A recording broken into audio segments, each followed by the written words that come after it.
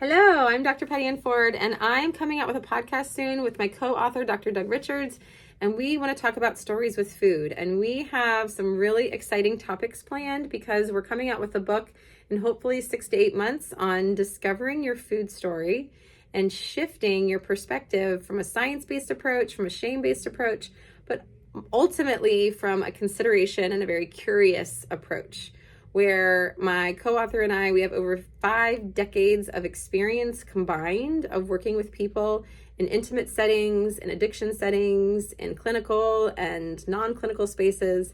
And we just want to understand your story and help you discover your story on your own, maybe not needing us. So my question today is, where are you eating? Where are you sitting down with your plate?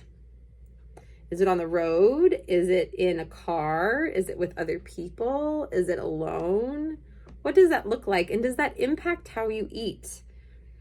Where you eat your plate matters. And maybe that brings up memories of how you were shown how to eat. Maybe you didn't have people to eat with. Maybe you had a lot of people to eat with and you don't have anyone to eat with now.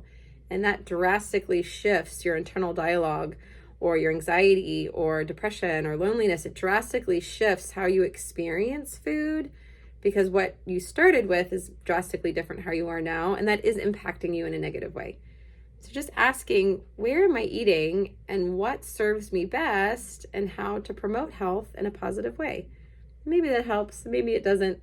But if it does, like, subscribe, and follow along, and I'll be just dripping some introductions of how these conversations or considerations in your story with food will get you to your best health self. Okay, thanks. Bye.